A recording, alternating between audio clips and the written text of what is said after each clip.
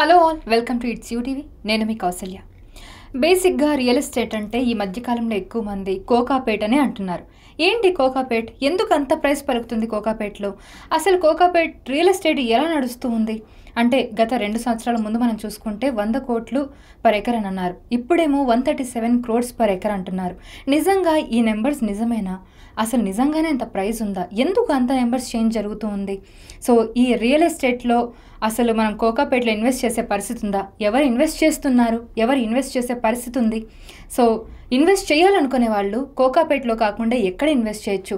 So completely about investment and Kokapet real estate మాట్లాడదాం. ఇవాళ మనతో పాటు అడతల గ్రూప్ ఎండి విజయపాల్ రెడ్డి గారు మనతో పాటు ఉన్నారు. ఆయన producer, he's into politics and he's into real estate, he's a realtor. So ఈ మూడిటి గురించి మనం మాట్లాడదాం. ముఖ్యంగా మనం రియల్ ఎస్టేట్ గురించే మనం మాట్లాడదాం, ముఖ్యంగా కోకాపేట్ గురించి. సో మనం లేట్ చేయకుండా ఈ వీడియోని స్టార్ట్ చేసేద్దాం. హలో అండి, నమస్తే. నమస్తే అండి. ఎలా ఉన్నారు? ఐఎమ్ గుడ్ అండి. How are you? I'm doing good. So ఇందాక నేను చెప్పినట్టుగా రియల్ ఎస్టేట్ అంటే కోకాపేట్ గుర్తొస్తుంది. సో ఎందుకు కోకాపేట్ పేరు అంతగా వినిపిస్తూ ఉంటుంది రియల్ ఎస్టేట్లో అంటే? ఇందాక నేను చెప్పినట్టుగా 2 years బ్యాక్ చూస్తే 100 కోట్లు ఉండేది. సో ఇప్పుడు చూస్తేనేమో 137 కోట్లు అంటున్నారు పర్ ఎకర్. నిజంగానే ఈ నెంబర్స్ అనేవి ఉన్నాయా? అంటే పర్ ఎకర్కి ఇన్ని కోట్లు అనేది, ఇంత చేంజ్ 2 yearsలో చూడడం అనేది చాలా ఆశ్చర్యంగా అనిపిస్తుంది. సో అసలు కోకాపేట్ రియల్ ఎస్టేట్ ఎలా నడుస్తుంది, అసలు ఏంటి సంగతి? నెంబర్ గేమ్ పక్కన పెడితే ఏంటంటే లొకేషన్ వైజ్ ఇప్పుడు జనరల్గా మనకు హైదరాబాద్ అనేది హార్ట్ ఆఫ్ ద సిటీ, అంటే హార్ట్ ఆఫ్ ద స్టేట్ యాక్చువల్గా. సో దాంట్లో మనకి ఇంతకుముందు జూబ్లీ హిల్స్, బంజారా హిల్స్, దెన్ హైటెక్ సిటీ వచ్చింది. హైటెక్ సిటీ ఎక్స్టెన్షన్ కోకాపేట్కి ఏంటంటే main advantage the location advantage. Like outer ring road starting point అక్కడే ఉంటుంది, అది ఎయిర్పోర్ట్కి వెళ్ళే దారిలో ఉంటుంది. అండ్ హైటెక్ సిటీకి, ఐటీ హబ్కి ఎగ్జాక్ట్గా 10 minutes డ్రైవ్లో ఉంటుంది. సో ఈ లొకేషన్ అడ్వాంటేజెస్ వల్ల ఏంటంటే ఫోకస్ ఆఫ్టర్ హైటెక్ సిటీ కోకాపేట్ పైన పడింది. సో పడిన తర్వాత ఏంటి, మీరు ఇప్పుడు 2 years బ్యాక్ 100 crore అన్నారు. ఎగ్జాక్ట్గా చెప్పాలంటే 2012-2013లో 5 crores ఇది ఇంకా ఆశ్చర్యంగా 5 crores దొరికేది. తెలంగాణ ఏర్పడిన తర్వాత యాక్చువల్గా ఏమైపోయిందంటే 2008లో మీకు రెసిషన్ వచ్చింది. మీకు ఐడియా ఉంటే వరల్డ్ వైడ్ రెసిషన్ వచ్చింది. అప్పుడు అన్ని బిజినెస్లు కొలాప్స్ అయినాయి అనమాట. 2010-11 కల్లా ఇండియా వైడ్ ఏంటంటే రియల్ ఎస్టేట్ అనేది కొంచెం పుంజుకుంది. Same time Telangana agitation start అయింది. 2008లో ఆగిపోయిన రియల్ ఎస్టేట్ తెలంగాణ వచ్చాక, కేసీఆర్ గవర్నమెంట్ ఏర్పడ్డాక 2016-17లో పికప్ అయింది. సో మీకు ఆల్మోస్ట్ 8 years ఆఫ్ గ్రోత్ అనేది 16-17లో పెరిగింది. ఓకే. జనరల్గా ఇండియా వైడ్ ఏంటంటే 10%, 20% పెరుగుతా పోయింది. ఓన్లీ 16-17లో 8 years గ్రోత్ అంటే ఆల్మోస్ట్ 100 రూపాయలు ఉంది, 1000 రూపాయలు అయింది. చాలా పెద్ద నెంబర్ చేంజ్ అయింది. ఆఫ్టర్ దట్ ఏమైపోయిందంటే 2020 కోవిడ్ తర్వాత ఆ కంటిన్యూస్గా పెరుగుతున్న అంత పెరిగిన తర్వాత ఇంకా పెరగాలి అన్న ఒక అత్యుత్సాహం, అందరికీ కూడా ఒక అవేర్నెస్ రావడం. తెలంగాణలో మారుమూరు పల్లెలో కూడా ల్యాండ్ రేట్ హ్యూజ్గా పెరిగిపోయింది. అప్పుడు ఆ 3 years జరిగిన రెవల్యూషన్ ఏదైతుందో ప్రతి మనిషికి రియల్ ఎస్టేట్ అనే పదం మీద అవగాహన వచ్చేసి ఎక్కడికక్కడికి రేట్లు పెంచారు. ఈవెన్ మన ఊర్లో ఎక్కడో తెలంగాణలో చిట్ట చివరి ప్రాంతంలో కూడా 50,000 ఉంది, ఈరోజు 10 లక్షలు ఉంది. సో 5 కోట్లు ఉంది, 100 కోట్లు అయినప్పుడు 50,000 ఉంది, 10 లక్షలు అంటే పెద్ద వాల్యూ. ఓకే. సో ఈ లెక్కను తీసుకుంటే కోకాపేట్ అనేది లొకేషన్ వైజ్ వెరీ గుడ్ అండి, అందుకనే పెరుగుతుంది. బట్ నెంబర్ అనేది that is I don't think so. So ఇంత ప్రైస్ పెరగడానికి గల ముఖ్య కారణం అంటే ఈ లొకేషనే అంటారా, ఇంకా అక్కడ వస్తున్న డెవలప్మెంట్స్ అంటారా? డెవలప్మెంట్స్ అంటే ఆల్రెడీ డెవలప్డ్ ఏరియా, అది కొత్తగా డెవలప్ చేస్తున్నది ఏం లేదు. మనకి ఫైనాన్షియల్ డిస్ట్రిక్ట్ వచ్చి ఎప్పుడో 2004-2005 నుంచి స్టార్ట్ అయింది, చిన్నగా స్టార్ట్ అయింది. దాన్ని ఆనుకొని ఉందే కోకాపేట్. ఓకే.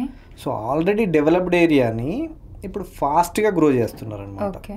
సో మనకేంటంటే రెడీ టు ఈట్ ఉన్న దాని పక్కనే మనకి ఎంత ఫాస్ట్గా అయిపోతుంది. రెడీ టు ఈట్ అంటే ఇమీడియట్గా తినేసేయచ్చు. సో ఇమీడియట్గా తినే ప్లేస్ అనమాట అది. సో కోకాపేట్ అలా హబ్ అయిపోయింది. సో మీరు ఇందాక అన్నారు నెంబర్స్ అని.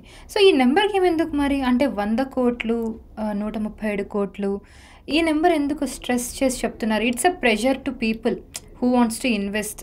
అంటే ఎవరైతే ఇన్వెస్ట్ చేయాలి అని అనుకుంటున్నారో రియల్ ఎస్టేట్లో ఇలాంటి నెంబర్స్ విన్నప్పుడు ఒక్కసారిగా యాంగ్జైటీ వచ్చేస్తుంది. ఏం జరుగుతుంది రియల్ ఎస్టేట్లో అసలు? అది కోకాపేట్ అవ్వచ్చు, అక్కడ వాళ్ళు ఇన్వెస్ట్ చేయకపోవచ్చు, but they feel it's panic.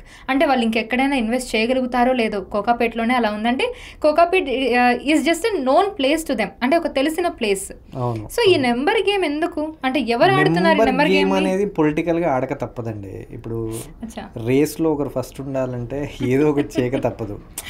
So దానికి రేపు నెక్స్ట్ ఇయర్ వచ్చే యాక్షన్ లో, లేదంటే నెక్స్ట్ 6 months లో వచ్చే యాక్షన్ లో మళ్ళీ పెరిగిద్ది కానీ తగ్గదు. It's all about number game. అది ఎందుకంటే ఆ రేస్లో పార్టిసిపేట్ చేయకపోతే పొలిటికల్గా వీక్ అవుతారు ఎవరైనా.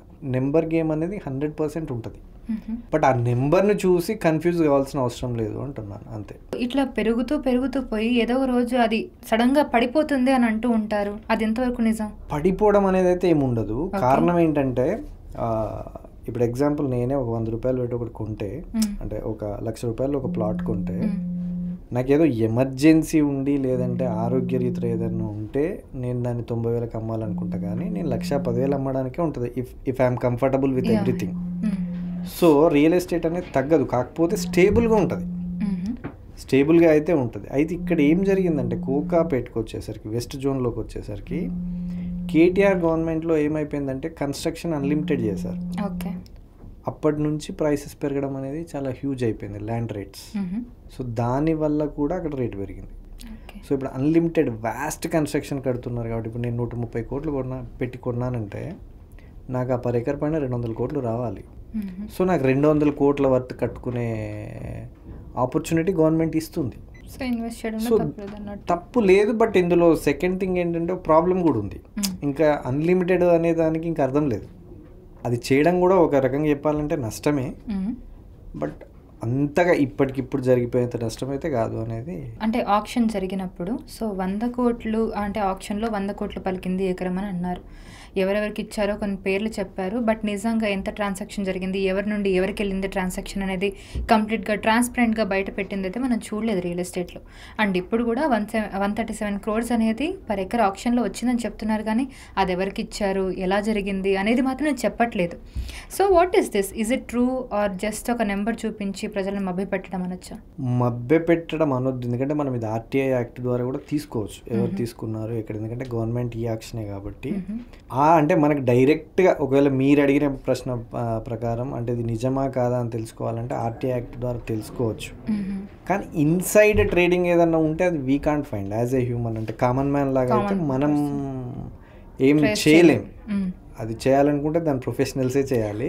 బట్ మనం తెలుసుకోవాలంటే మాత్రం ఆర్టీఐ యాక్ట్ ద్వారా తెలుసుకోవచ్చు. సో మీరు ఇందాక ఒక మాట అన్నారు, ఈ నంబర్ గేమ్ అంతా కూడా పొలిటికల్గా నడుస్తూ ఉంటుందని. అంటే రియల్ ఎస్టేట్ని పాలిటిక్సే నడిపిస్తూ ఉంటుందంటారా? 100% అండి. అంటే వైస్ వర్సా. ఇప్పుడు రియల్టర్లకి పాలిటిక్స్తో పని ఉంటుంది, పొలిటీషియన్స్కి రియల్టర్స్తో పని ఉంటుంది. వై రియాలిటీ అనేది అంటే, ఇప్పుడు వెస్ట్రన్ కంట్రీస్లో ల్యాండ్స్కి పెద్ద వాల్యూ ఉండదు. అక్కడ మేజర్గా ఇన్వెస్ట్ చేసేది స్టాక్స్లో చేస్తుంటారు. అది మ్యాక్సిమం ఏమవుతుందంటే, మనం ఒక 100 రూపీస్ పెడితే మ్యాక్సిమం 200 అయ్యే ఛాన్స్ ఉంటుంది, అంతకు మించి అవ్వదు. But when coming to the Asian countries, even China, India, Dubai, UAE, ఇదంతా రియల్ ఎస్టేట్ బేస్డ్ కంట్రీస్ అనమాట. సో ఇక్కడ ఏంటంటే మనం 100 పెడితే అది 1000 కావచ్చు, 1,00,000 కూడా కావచ్చు. ఈ ఫెసిలిటీ వెస్ట్రన్ కంట్రీస్లో ఉండదు. సో ఇక్కడ ఏంటంటే మనకు మెయిన్ ఎంత అవుననుకున్నా కాదనుకున్నా మనకు రెవెన్యూ రియల్ ఎస్టేట్ పైనే ఉంటుంది. సో రెవెన్యూ ఎక్కడ ఉన్నప్పుడు కంపల్సరీ పాలిటిక్స్కు రెవెన్యూయే కావాలి, రియల్టర్లకు రెవెన్యూయే కావాలి. ఆబ్వియస్లీ పాలిటిక్స్కి రియల్టర్లతో పని ఉంటుంది, రియల్టర్లకి పాలిటిక్స్తో పని ఉంటుంది. సో కోకాపేట్ గురించి మాట్లాడితే ఈ 100 కోట్లు ఉన్నది 137 కోట్లు అయింది. సో ఇంకొక 2-3 సంవత్సరాలు ఈ నెంబర్ ఎంతవరకు చేంజ్ అయ్యే అవకాశం? చేంజ్ అనేది ఏం లేదు. ఇప్పుడు ఉన్న సిచ్యువేషన్లో యాక్చువల్గా అయితే 2021-22 ఆర్ 16-17-18లో ఉన్న మార్కెట్ ఈరోజు ఉండుంటే ఈ రోజుకే దాన్ని 250 crore చేసేవాళ్ళు. ప్రస్తుతానికి ఏంటంటే గ్లోబల్ వైడ్ క్రైసిస్ నడుస్తుంది. ఈ టైంలో కూడా నెంబర్ గేమ్ చూడాలి కాబట్టి, చూపించాలి కాబట్టి ఓకే దే ఫైట్ వచ్చింది, విచ్ ఈస్ గుడ్ అమౌంట్ అనమాట. నెక్స్ట్ ఇయర్కి మనం ఆక్షన్లో పార్టిసిపేట్ చేసినా 170-180 దాకా పోయిద్ది. మార్కెట్ బాగుంటే 300 కూడా పోయింది. Oh my god, we never know. అంటే అది పెరుగుతూనే పోతుంది. 100% అంతే. అంటే మీరు ఈ నంబర్స్ ఇలా చెప్తున్నారు కదా, అంటే ఇంకా ఆబ్వియస్గా పెరుగుతూనే పోతుంది మీరు చెప్పిన దాన్ని బట్టి. సో ఈ 100 కోట్లు, 137 కోట్లు, లేదా మీరు అన్నట్టు 200 కానీ 300 కానీ కోట్లు ఇలా వింటూ ఉన్నప్పుడు ఇంకొక వైపు ఏమంటారంటే రియల్ ఎస్టేట్ పరంగా స్లో ఉంది, సో హైదరాబాద్లో రియల్ ఎస్టేట్ తగ్గిపోయింది, ఇప్పుడు ఇంతకు ముందు ఉన్నట్టు లేదు అని వింటూ ఉన్నాం. ఒకవైపు ఏమో ఈ ఆప్షన్లో ఇంత పలుకుతుందని కూడా వింటూ ఉన్నాం. సో ఏంటి ఇది, ఎందుకు ఇలా, అంటే ఇది స్పెక్యులేషనేనా, రియల్ ఎస్టేట్ సరిగ్గా లేదు అనేది ఒక స్పెక్యులేషనా, లేదంటే నిజంగా? టు బి ఫ్రాంక్ చెప్పాలంటే రియల్ ఎస్టేట్ బాగాలేదు. నాట్ ఓన్లీ రియల్ ఎస్టేట్, ఇప్పుడు రియల్ ఎస్టేట్ అనేది పెద్ద నెంబర్ కాబట్టి ఈజీ కనపడుతుంది. రియల్ ఎస్టేట్ ఒకటి కాదు, ఏది బాగాలేదు ప్రస్తుతానికి. ఈవెన్ ఐటీలో లే ఆఫ్స్ అవుతున్నాయి, ఇండస్ట్రీస్లో కూడా పెద్దగా సేల్స్ లేవు. అంటే ఐ మీన్ ఎక్సెప్ట్ ఫార్మా అనేది మ్యాండేటరీ కాబట్టి అది కంపల్సరీ నడుస్తుంది. అంటే మనకి ఏది ఉన్నా లేకపోయినా ఫార్మాతో అయితే అవసరం ఉంటుంది. బట్ మీరు అబ్జర్వ్ చేస్తే 170 crores కానీ ఇది పెట్టుకున్న వాళ్ళు ఫార్మా ఇండస్ట్రీ నుంచి వచ్చిన వాళ్ళే కాబట్టే కొనగలిగిండ్రు. రియల్టర్ని కూడా కొనలేదు యాక్చువల్గా. So they came in to real estate industry again. MSN వాళ్ళు తీసుకున్నారు, they are in to actually pharma. అక్కడ బాగుంది. ఆ ఇండస్ట్రీ తప్పితే ఏ ఇండస్ట్రీ కూడా బాగాలేదు. సో బాగాలేనప్పుడు ఏమవుతుందంటే ఖచ్చితంగా అన్ని బిజినెస్లకి ఎఫెక్ట్ అవుతుంది. ప్రస్తుతానికైతే లాస్ట్ 10 yearsలో చూస్తున్న రియల్ ఎస్టేట్ ఏదైతే మార్కెట్ ఉంటుందో, this is the worst ever period. Real estate అంటే 100 కోట్లది 150 కోట్లు పెట్టి కొనడము, 150 కోట్లది 200 కోట్లు పెట్టి కొనడం కాదు. ఎన్ నెంబర్ ఆఫ్ పీపుల్, పబ్లిక్ ఎవరైతే ఉంటారో దే హ్యావ్ టు ట్రాన్సాక్ట్. ఒక బిజినెస్ మ్యాన్ ట్రాన్సాక్ట్ చేయడము, ఒక ఆక్షన్లో ఒక వేలం వేయడము, ఒక ప్రాపర్టీ కొనడము, అది 100ది 200 చేయడము కాదు. Every man should participate in the transactions in reality. అంటే ఐ మీన్ ప్రతి రియల్ ఎస్టేట్, ఓ చిన్న ప్లాట్ కొనడం, ఒక ఛాయ్ అమ్ముకునేటోడు ₹1,00,000 ప్లాట్ కొనడం, మంచి జాబ్ చేసేవాడు 10 లక్షలది కొనడం, ఇట్లా ప్రతి సెగ్మెంట్లో అవుతేనే రియల్ ఎస్టేట్ బాగున్నట్టు. సో ఎక్కడ ఏ ఫ్యాక్టర్స్ ఎఫెక్ట్ చేస్తున్నాయి అంటారు? అదేనండి, ఇప్పుడు లిక్విడిటీ ఇష్యూ ఉందంటే ఏ బిజినెస్ బాగాలేనప్పుడు మనమైనా ఏం చూస్తాం, మన దగ్గర సఫిషియెంట్ ఫండ్స్ లేనప్పుడు డెఫినెట్గా మనం సేవింగ్స్లోకి వెళ్తాం. అంటే ఏది ఎమర్జెన్సీ ఉందో అటువైపు పెడుతుంటాం. ఆ పరిస్థితిలో ఉన్నారు. లే ఆఫ్స్ అవి భయపడుతుంటే వాడు ఎక్కడ ఇన్వెస్ట్ చేస్తాడు? ట్రూ, ఇదైతే పెద్ద మేజర్ ఇష్యూ అయిపోయింది. బికాజ్ ఇప్పుడు సాఫ్ట్వేర్ వాళ్ళు చాలామంది, సో వాళ్ళు ఈఎంఐస్ కట్టుకుంటూ ఇట్లా ఏదో దాంట్లో ఇన్వెస్ట్ చేస్తూ ఉండేవాళ్ళు. ఇప్పుడు వాళ్ళ జాబ్ వాళ్ళకి ఇది ఉంటుందా లేదా అనేది తెలియదు, ఒక ఫోన్ కాల్ అవే. పీపుల్ని మీరు కోవిడ్ తర్వాత అబ్జర్వ్ చేస్తే they changed their life styles. Covid before ఏంటంటే సేవింగ్స్ పైన, అసెట్స్ పెంచుకోవడం పైన చాలా ఉండేది. కోవిడ్ తర్వాత ఈ లైఫ్ ఏముంది, ఎప్పుడు పోయిద్దో తెలీదు అని చెప్పేసి లైఫ్ స్టైల్లోకి వచ్చారు. అంటే మంచి ఫుడ్, గ్రూమింగ్ గురించి వీటిపైన ఫోకస్ చాలా చేస్తున్నారు.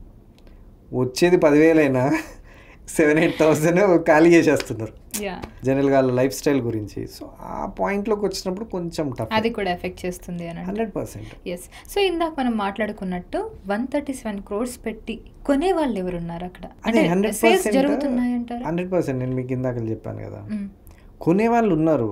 ఇప్పుడు డబ్బు నా దగ్గర ఉందనుకోండి, కొనడం పెద్ద మ్యాటర్ కాదు. సో అది మనం రియల్ ఎస్టేట్గా ఫోకస్ చేసుకోవడం రాంగ్ అంటున్నాను. ఒకరెవరు అంటే లేదు, లిమిటెడ్ 1%, 2% పీపుల్ కొంటున్నారు అంటే అది రియల్ ఎస్టేట్ అయినట్టు కాదు. నెంబర్ పెంచితే ప్రతి ఒక్కరు దానిపైన ఫోకస్ చేస్తున్నప్పుడు, అంటే ఈ రోజులలో రియల్ ఎస్టేట్ మార్కెటింగ్ పీపుల్ బ్రతికే పరిస్థితి లేదు. ఒకప్పుడు వాళ్ళు ఏంటంటే ఈ కమిషన్స్ ఉంటాయి కదా, ప్లాట్ అమ్మితే వచ్చేది, దానిపైన చాలామంది బ్రతికేవాళ్ళు. ఇప్పుడు ఆ పరిస్థితి లేదు. ఇప్పుడు 137 కోట్లు కొన్న ఏదైతే ల్యాండ్ ఉంటుందో ఆ ఒక పర్సన్ కొని ఉంటాడో అది గవర్నమెంట్కి వెళ్ళి ఉంటుంది. బట్ మీరు ఇక్కడ అబ్జర్వ్ చేస్తే కోకాపేట్లో ఈ ఎవరైతే 100 కోట్లు 130 కోట్లు పెట్టుకుంటున్నారో మళ్ళీ వాళ్ళు కడుతున్నవి 5,000 SFT, 6,000 SFT ఏరియా సైజ్. నేను చెప్పేది ప్రైస్ కాదు. అవి ఎవరు కొనాలి? మళ్ళీ వాళ్ళే కొనాలి. సో అంటే అంత ఎఫర్ట్ చేసిన వాళ్ళే కొనగలగాలి. అంటే ఒక టాప్ నాచ్ బిజినెస్ పీపుల్, లేదంటే జాబ్ చేస్తున్న ఒక టాప్ నాచ్ పీపుల్ మాత్రమే కొనాలి. మిడిల్ క్లాస్ వాళ్ళు కొనే పరిస్థితి లేదు అక్కడ. అసలు మిడిల్ క్లాస్ వాళ్ళకి చిన్న సైజ్ దొరికే పరిస్థితి లేదు. అది ఇంకా పెద్ద ప్రాబ్లం అయిపోయింది. అసలు 2 bedroomని మీరు ఊహించలేరు. కోకాపేట్ ఏరియాలో 2 బెడ్రూమ్ కొందామంటే దొరికే పరిస్థితి లేదు. సో మొత్తం మీరు అదే కన్స్ట్రక్షన్ 6 బెడ్రూమ్ 5 బెడ్రూమ్ ఈజీగా దొరికింది మీ కాడ. అదే మీరు అన్నట్టుగా మొత్తం అంతా ఆరెంజ్ కన్స్ట్రక్షన్సే ఉన్నాయి. లైక్ 3 బిహెచ్కే నుండే బేసిక్ లెవెల్ అదే ఉన్నట్టుగా ఉంటుంది. సో బేసిక్గా చిన్నవాళ్ళు అంటే ఎవరైతే కొంచెం అంటే సెటిల్డ్ అయినా కూడా అక్కడ కొనే అంత అవకాశం చాలా తక్కువ అయిపోయింది. సో నేను ఈ మొత్తం కాంటెక్స్లో చెప్తుంది ఏంటంటే 100 crore నుంచి 130 crore పోయింది అనేది చూడొద్దు. ఒకరు 100 రూపాయలు 130 రూపాయలు పెట్టి కొన్నంత మాత్రాన అది పెరిగినట్టు కాదు. ఓకే, ఎవ్రీబడి అంటే ప్రతి ఒక్క అంటే at least 51% of the people population ఎవరైతే ఉన్నారో అంటే జాబ్ చేస్తున్న వాళ్ళనుకో 51% ఆఫ్ ద పీపుల్ రియాలిటీ అంటే కొనడము అమ్మడంలో ఇన్వాల్వ్ అయితే అప్పుడు మీకు రియల్ ఎస్టేట్ భూమి వచ్చినట్టు. ఓకే. సో నెంబర్ పెరిగితే వచ్చినట్టు కాదు. ఇది నేను చెప్పదలుచుకుంది. ఎస్. అయితే ఇప్పుడు నియోపోలిస్ లేఅవుట్లోనే కదా ఇంత అమౌంట్ ఒక్కొక్కరికి వెళ్ళింది. సో అక్కడ నిజంగానే రియల్ డెవలప్మెంట్ జరుగుతుందంటారా? రియల్ ఎస్టేట్లో ఎప్పుడు చూసినా కూడా వాళ్ళు చెప్పేది ఒకటైతే చేసేది ఒకటి ఉంటుంది. అండ్ డెవలప్మెంట్లో కూడా చాలా టైం తీసుకుంటూ ఉంటుంది. మరి ఇక్కడ ఈ ప్లేస్లో చెప్పినట్టుగానే డెవలప్మెంట్ అనేది టైంకి జరుగుతుందా? ఆల్రెడీ యాక్చువల్గా నియోపాలిస్లో ఏంటంటే రోడ్స్ కానీ ఇన్ఫ్రాస్ట్రక్చర్ ఆల్రెడీ డెవలప్ అయ్యి ఉంది. డెవలప్ అయి ఉన్న ప్లాట్లనే వీళ్ళు ఆక్షన్ చేశారు కాబట్టి అది పెద్ద ప్రాబ్లం లేదు. And connectivity wise very good area. Okay. So అందువల్ల ఏంటంటే ఇప్పుడు ఈ రిచ్నెస్ అనేది పాలిష్డ్ ఏరియా అనేది అంటే ఎవ్రీ సిటీకి ఒక పాలిష్డ్ ఏరియా ఉంటుంది. యూఎస్లో బెవర్లీ హిల్స్ లాగా లేదంటే దుబాయ్లో షేక్ జాయద్ రోడ్ ఉన్నట్టుగా. సో ఇక్కడ మన హైదరాబాద్కి కోకాపేట్ ఈ రీజన్ కావచ్చు. సో ఇప్పుడు ఆల్రెడీ ఒక ఫ్యామిలీ ఫుల్ ప్లెజ్డ్గా అక్కడే హాస్పిటల్స్ అక్కడే ఎడ్యుకేషన్ అంతా ఇప్పుడంతా రెడీ అయిపోయిందంటారా అక్కడ? అవుతుందండి. అంటే హాస్పిటల్స్ కానీ లేదంటే ఎంటర్టైన్మెంట్ జోన్లు కానీ చిన్న చిన్నవి వచ్చాయి, పెద్దవి కూడా వస్తున్నాయి, ఆల్రెడీ అవుతున్నాయి కూడా. బట్ ఇన్ఫ్రాస్ట్రక్చర్ వైజ్ మాత్రం ఫుల్లీ డెవలప్డ్. ఇంకా కంప్లీట్గా అయిపోవాలి డెవలప్మెంట్ అంతా కూడా. లైక్ ఒక ఫ్యామిలీ అక్కడ కంప్లీట్గా లీడ్ చేయొచ్చు అనడానికి ఇంకెంత టైం పట్టచ్చు ఆ డెవలప్మెంట్ రావడానికి? ఇప్పుడు ఆల్రెడీ కొన్ని కన్స్ట్రక్షన్ అవుతున్నాయి నియోపాలిస్లోనే. మై హోమ్ వాళ్ళు గ్రవా అది కడుతున్నారు బాగానే. ఓకే. 1-2 ప్రాజెక్టులు ఆల్రెడీ అక్కడ అంతకుముందే బిఫోర్ దట్ ఒకటి సినీ టవర్స్ అని ఉండే అది ఆల్రెడీ ఉంటున్నారు, లివబుల్ కండిషన్లో ఉంది. కొన్ని వచ్చేస్తున్నాయి. హార్డ్లీ 4-5 ఇయర్స్లో అయితే మాత్రం you can see like Sheikh Zayed road. So ఇంకొక 10 ఇయర్స్లో మనం కోకాపేట్ని ఇంకే లెవెల్లో చూడొచ్చు అంటారు? ఇప్పుడు ఆల్రెడీ ఒక మంచి వెల్ డెవలప్డ్ ఏరియాగా ఉంది కోకాపేట్. ఇంకొక 10 years from now so where we can see? మీరేంటంటే 10 ఇయర్స్ తర్వాత దుబాయ్ వెళ్దాం అనుకుంటారు ఫర్ ఎగ్జాంపుల్. ఇక్కడ నుంచి ఎయిర్పోర్ట్ శంషాబాద్ ఎయిర్పోర్ట్ వెళ్ళాలి. శంషాబాద్ ఎయిర్పోర్ట్ వెళ్ళేటప్పుడు లేదంటే రిటర్న్లో వచ్చేటప్పుడు అవుటర్ రింగ్ రోడ్ పైన మీరు వెళ్తూ ఉంటారు కదా, దుబాయ్కి వెళ్ళిన తర్వాత హైదరాబాద్లోనే ఇది చూశాను కదా అనిపిస్తుంది. సో అలా ఉంటుంది, మారుతుందంటారు. సో ఎస్, ఇప్పుడు రియల్ ఎస్టేట్లో ఇన్వెస్ట్మెంట్ పర్పస్కి వచ్చేసరికి సో చాలామందికి ఉంటుంది, అంటే ఇంకా కొంతమందికి ఉంటుంది ల్యాండ్ కొనాలనో లేదంటే ఒక 2 బిహెచ్కే కొనాలో 3 బిహెచ్కే కొనాలో ఏదో ఒకటి ల్యాండ్ మనకంటూ ఉండాలని అనుకుంటారు. సో అలాంటి వాళ్ళు ఎక్కడ ఇన్వెస్ట్ చేయాలి? మీరు అన్నట్టుగా కోకాపేటలో అయితే ఆబ్వియస్గా ఇన్వెస్ట్ చేయలేరు. సో చాలామందికి ఇది ఒక పెద్ద క్వశ్చన్ మార్క్, ఎప్పుడు ఎక్కడ ఎలా ఇన్వెస్ట్ చేయాలి అనేది. సో ఎందులో ఇన్వెస్ట్ చేయాలి? ఇది మంచి క్వశ్చన్ యాక్చువల్గా. సో దీనికి కోకాపేట లేదంటే హైటెక్ సిటీ లేదంటే కూకట్పల్లి ఇట్లా నేను చెప్పను. ల్యాండ్ అనేది లిమిటెడ్ ఏరియా, అంటే అది పెద్ద పెరగదు. మనం అంటే ఒక ఇండస్ట్రీలో ఒక ప్రోడక్ట్ని రెడీ చేసినట్టు చేయలేము. సో ఉన్న ల్యాండ్ నేను అదే ఇందాకలా మీకు మాట చెప్పా, తెలంగాణలో చివరి పల్లెలో కూడా ల్యాండ్ ప్రైస్ పెరిగింది, చాలా ఎక్కువ. సో మనం ఎఫర్ట్ చేయగలిగిన ఏరియా అంటే ఎగ్జాంపుల్ మన స్థితిగతుల్ని బట్టి ఎక్కడ ల్యాండ్ పైన ఇన్వెస్ట్ చేసినా డెఫినెట్గా అది మీకు అసెట్ అవుతుంది. ఈవెన్ రిటర్న్స్ కూడా అంతే అన్ని రకాలు ఇస్తుంది, దానికి నో డౌట్. అంటే ఇప్పుడు మనం ఎక్కడ కొనగలుగుతాం అంటే కోకాపేట్లో 130 కోట్లు అయింది కదా అని కోకాపేట్ నియోపాలిస్లో కొనాలన్న రూల్ ఏం లేదు. We can't afford 130 crores, we can afford 10 lakhs అనుకోండి. 10 lakhsకి మంచి లొకేషన్స్ ఉన్నాయి. అండ్ మీరు చెప్పినట్టు రీజనల్ రింగ్ రోడ్ ఒకటి డెవలప్ అవుతుంది, ఆ చుట్టూ కూడా ఇన్వెస్ట్ చేసుకోవచ్చు. మీకు ల్యాండ్లో ఎక్కడ ఇన్వెస్ట్ చేసినా మీకు వేస్ట్ కాదు, అంత వర్త్ పెరిగింది. ఇప్పుడు మనం ఏమనుకుంటాం, 10 రూపాయలు పెట్టుకుంటే 100 రూపాయలు కావడం. ఎస్. ఇంకొకటి కూడా ఏంటంటే ఇప్పుడు ఇన్వెస్ట్ చేయడం కరెక్టేనా కాదా అని ఒక డౌట్ కూడా ఉంటుంది. మీరు అన్నట్టు రియల్ ఎస్టేట్ పడిపోయింది అని అంటారు. ఆ రియల్ ఎస్టేట్ పడిపోయింది అన్నప్పుడు మేము ఇన్వెస్ట్ చేయడం ఎంతవరకు కరెక్ట్ అనే ఒక క్వశ్చన్ మార్క్లో కూడా చాలామంది ఉంటారు. So is the correct time or not అని. జనరల్గా ఏంటంటే రియల్టర్లు చేసే మంచి పని ఏంటంటే మార్కెట్ బాగాలేనప్పుడు ఇన్వెస్ట్ చేసుకుంటారు, మార్కెట్ బాగున్నప్పుడు గుడ్ మనీ వస్తుంది. పబ్లిక్ ఏం చేస్తారంటే మార్కెట్ బాగాలేనప్పుడు కొనరు, మార్కెట్ బాగున్నప్పుడు కొంటారు డబ్బులు పెట్టి. డబుల్ అమౌంట్ పెట్టేసి. సో ఎప్పుడైనా మార్కెట్ బాగాలేనప్పుడు కొంటేనే అది మనకు ప్లస్ అవుతుంది, వర్త్ అంతకు డబుల్ అవుతుంది అనమాట. బట్ ఇప్పుడున్న కండిషన్లో ఏం జరిగిందంటే లాస్ట్ 2022-21లో ఈ అవేర్నెస్ వచ్చి పెరగడం అనేది నెక్స్ట్ 10 yearsకి పెరగాల్సింది ఆల్రెడీ పెరిగి ఉంది. Okay, that is the main problem యాక్చువల్గా. సో అది దానివల్ల కొనాలనుకునే వాళ్ళకి కొంచెం భారంగా మారింది కాబట్టి కొనలేకపోతున్నారు. ఇప్పుడు మీరు చెప్పిన ఈ టైంలో కొనాలన్నది కూడా ప్రజల్లోకి అవేర్నెస్ వచ్చింది, కానీ అంతకు మించిన ప్రైసెస్ ఉండేసరికి అది భారంగా తయారైంది. సో ఇప్పుడు కోకాపేట్ లాగా, సో గతంలో కోకాపేట్ అంటే దూరం, కొంచెం సిటీకి దూరంగా ఉంది అన్నట్టు ఉండేది. ఇప్పుడు అలా లేదు, సిటీలో కలిసిపోయింది. సో ఇప్పుడు అలాంటి కోకాపేట్ లాంటి అంటే మా ఫ్యూచర్లో డెవలప్ అవుతుంది అనే ప్లేసెస్ ఉన్నాయా హైదరాబాద్ సరౌండింగ్స్లో, లైక్ కోకాపేట్ అవతల ఏమన్నా? 100% అండి. అంటే యాక్చువల్గా ఏంటంటే ఇప్పుడు మీరు సిటీలో కలిసిపోయిందని మీరు అంటున్నారు, నేనేమంటున్నానంటే సిటీ దాని చుట్టూ అవుతుంది అని నేను అంటున్నాను. ఓకే, సో అంటే ప్రతి ఏరియాకి ఒక బ్యూటిఫుల్ అంటే పాలిష్డ్ ఏరియా ఉంటుంది కదా, అది ఇప్పుడు కోకాపేట్ అవుతుంది. సిటీలో కలవడం కన్నా కూడా దాని చుట్టూ సిటీ అవుతుంది. రెండోది మీరు చెప్పినట్టు ఏంటంటే గవర్నమెంట్ కూడా ఎట్లా తీసుకోవాలంటే ఒక్క దగ్గర డెవలప్మెంట్స్ కాకుండా అంటే ప్రతి ఏరియాలో ఇప్పుడు ఏమవుతుంది, జూబ్లీహిల్స్, బంజారాహిల్స్ ఇది ఇలా ఎక్స్టెండ్ అవుతుంది.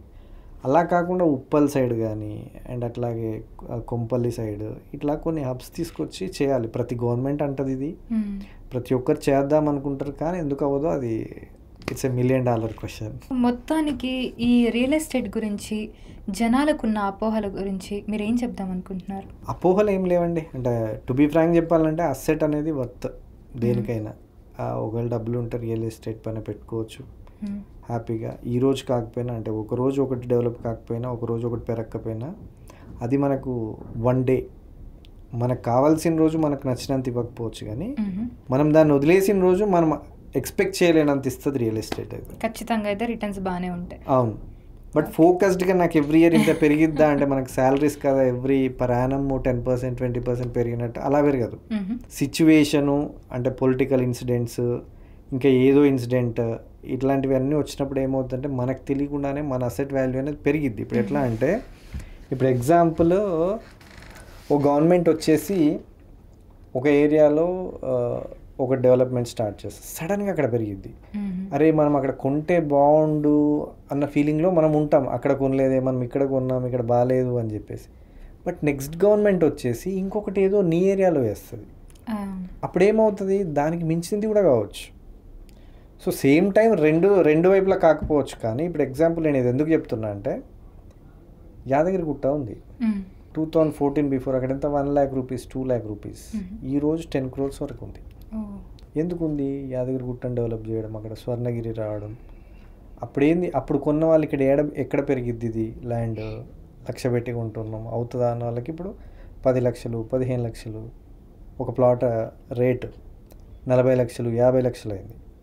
సో మరి అరే అప్పుడే అక్కడ పెట్టుకుంటే బాగుండు, మేము ఇటువైపు కొన్నామే అని చెప్పేసి కొంతమందికి శ్రీశైలం రోడ్లో కొన్నామన్న ఫీలింగ్లో ఉంటారు. ఇప్పుడు ఈసీఎం వచ్చి ఫ్యూచర్ సిటీ అని పెట్టాడు.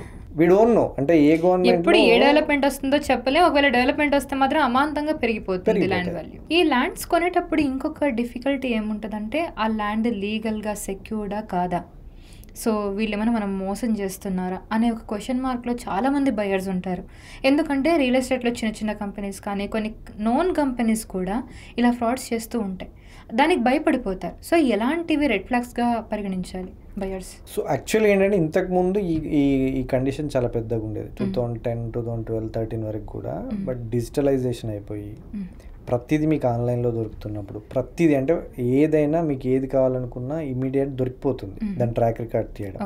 ఇప్పుడు 90% అయితే ఆ ప్రాబ్లం లేదు. We can find the right plot అంటే రైట్ అసెట్ అనేది మనం ఇప్పుడు ఫైండ్ అవుట్ చేయొచ్చు. ఏమన్నా 1-2 ఉన్నాయి తప్ప అంతకు మించి ఇప్పుడు పెద్దగా లేదు. ఒక 10% అయితే ఉంటాయి, అది మ్యాన్ టు మ్యాన్ అంటే మనం బిలీవ్ చేసేదాన్ని బట్టి మనం చెక్ చేసుకోకపోవడం వల్ల జరిగే నష్టాలు ఉంటాయి. మీరు ప్రాపర్గా చెక్ చేసుకోవడానికి అయితే చేసుకుంటూ వెళ్తే ఇప్పుడున్న కండిషన్లో అయితే you can find out okay problem ఉందా లేదా అనేది. నైస్, థ్యాంక్ యూ విజయ్ గారు. సో చాలా ఇన్ఫర్మేషన్ చెప్పారు. సో కోకాపేట్ గురించి చాలా స్పెక్యులేషన్స్ ఉన్నాయి, సో మేబీ క్లారిఫై అయిపోయింది ఇంటర్వ్యూ తోటి. So thank you so much for the information. Yes, so చూసారు కదండి కోకాపేట్ రియల్ ఎస్టేట్ గురించి మనం తెలుసుకున్నాం కదా. So what's happening around Kokapet in Kokapet అని. So this is how about the video. Thank you so much for watching.